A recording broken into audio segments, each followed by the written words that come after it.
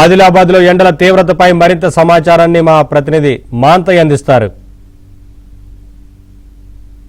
ఉమ్మడి ఆదిలాబాద్ జిల్లాలో ఎండలు మండిపోతున్నాయి. రోహిణి కార్తెలో అనుకున్నట్టుగానే భారీగా ఎండలతో జనం విలవిలాడుతున్న పరిస్థితి కనిపిస్తుంది. ప్రస్తుతం మనం మంచిర్యాల జిల్లా కేంద్రంలోని బెల్లంపల్లి చౌరస్తా వద్ద ఉన్నాం. మనం చూస్తూ ఉండవచ్చు, ఉదయం 11 గంటల నుంచి ఒక విధమైన కర్ఫ్యూ వాతావరణం కనిపిస్తూ ఉంది. స్థానికులు ఎవరు కూడా బయటికి వెళ్ళలేని పరిస్థితి, అత్యవసరం ఉన్నవారు తప్ప బయటికి ఎవరు వెళ్ళలేని పరిస్థితి కనిపిస్తూ ఉంది.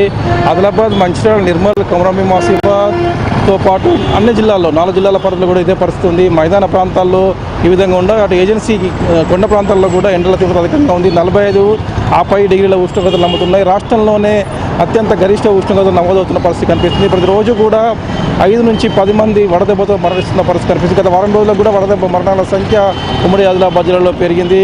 మొత్తం మీద కూడా ఉదయం 9 గంటల నుంచే ఎండ వేడిమి పెరుగుతూ ఉంది. ఉక్కపోతతో అల్లాడుతున్న పరిస్థితి కనిపిస్తూ ఉంది. ఎండ వేడిమి నేపథ్యంలో సాయంత్రం 6 గంటల వరకు కూడా ఎవరు బయటికి వెళ్ళలేని పరిస్థితి ఉమ్మడి ఆదిలాబాద్ జిల్లాలో ఉంది. అదేవిధంగా కోల్ బెల్ట్, సింగరేణి బొగ్గుగనుల ప్రాంతమైన కోల్ బెల్ట్లో కూడా పరిస్థితి దారుణంగా ఉంది.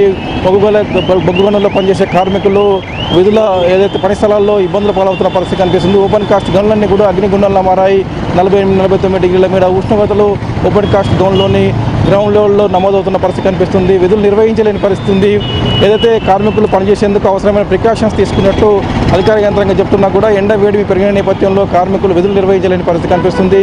10% కూడా క్రమేణా తగ్గుతున్న పరిస్థితి. మొత్తం మీద కూడా ఉమ్మడి ఆదిలాబాద్ జిల్లా వ్యాప్తంగా అన్ని ప్రాంతాల్లో ఇదే పరిస్థితి కనిపిస్తూ ఉంది. ఎక్కడ కూడా జనజీవనం పూర్తిగా స్తంభించిన పరిస్థితి, ప్రజలెవరు కూడా బయటికి వెళ్ళని పరిస్థితి ఉంది.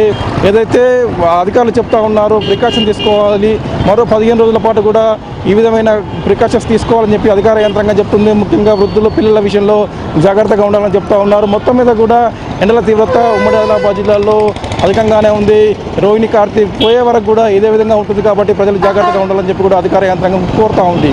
ఇది ఇక్కడి పరిస్థితి. శ్రీనివాస్తో మాంతయ్య, ఇవి ఆంధ్రవతి, ఉమ్మడి ఆదిలాబాద్ జిల్లా.